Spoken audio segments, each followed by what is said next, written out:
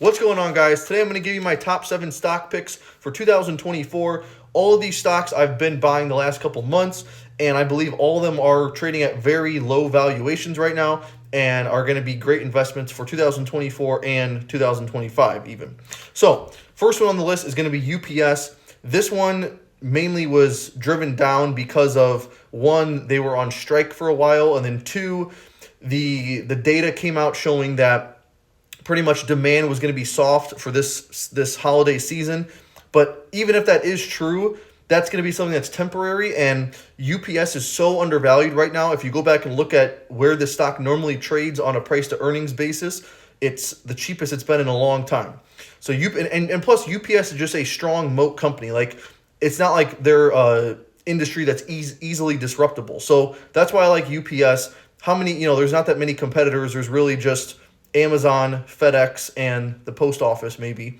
So UPS is pretty solid. Next up, we have Ulta. This is America's largest beauty retailer, and it's a similar. I like companies that have strong moats and are almost a monopoly. If the opportunity is right, if it's a type of company where it's pretty much a monopoly, I like to see that.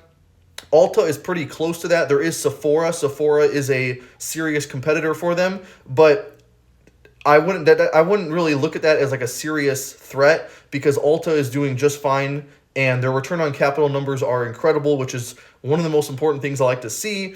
I like to look at net income. I like to look at, are they issuing more shares? Are they buying back more shares? Stuff like that. So Ulta checks most of those boxes. The balance sheet's good. That will get a check.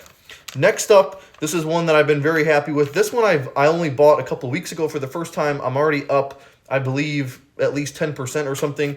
And this is the only foreign company that I own, and that is going to be ASML. The weird thing about this one is it's not available on all platforms. This stock is, I use Robinhood and I use Fidelity, and this stock is only available on Fidelity. It was not available on Robinhood.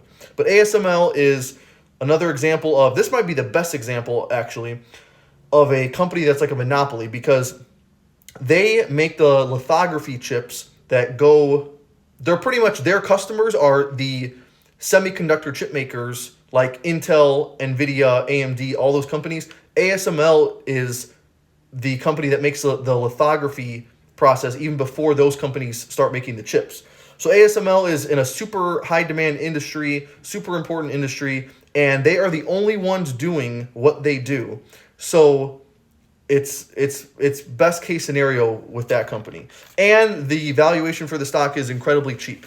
Then number 4, we get to Target. Target is, I wouldn't really call Target a monopoly, but it's a very important, substantial retailer in their space, and they have a great reputation. This year, the stock is down a lot because of, one, they lost tons of money from theft, and then they had some backlash with their whole LGBTQ merchandise, and that was another short-term problem.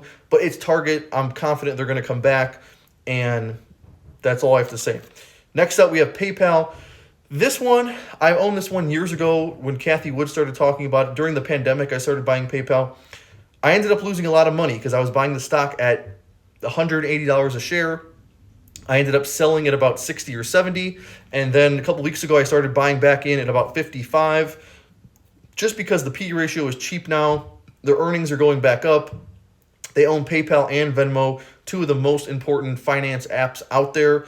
And I'm going to take a chance with this one. I'm already up like 8% or something. So I'm going to take a chance with PayPal.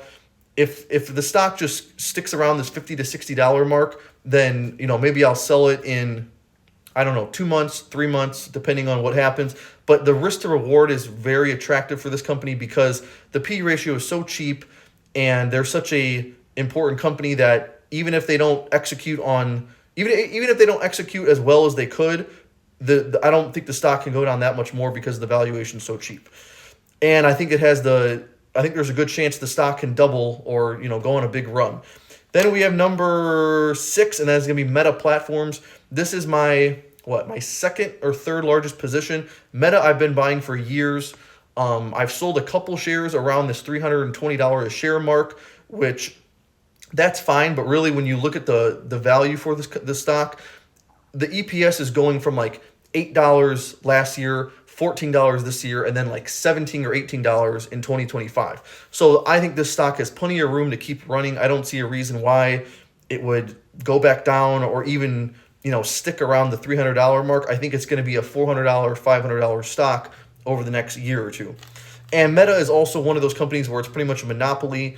They're just in a very important space, very high profit margin, incredible balance sheet. So everything I'm looking for, they check all those boxes. And then finally, we have Pool Corporation. This one is a little bit different. I guess you can consider this stock almost a monopoly too. This company they are the wholesaler for pool equipment. They manufacture pools, but they also sell the equipment to retailers. I believe they are the biggest in the United States to do this. Very consistent and high return on capital numbers, as well as net income. So that's why I like Pool Corp. And I think it's also not only do they have a strong moat, but I think their business model in the industry they're in, I think pools are going to be in high demand.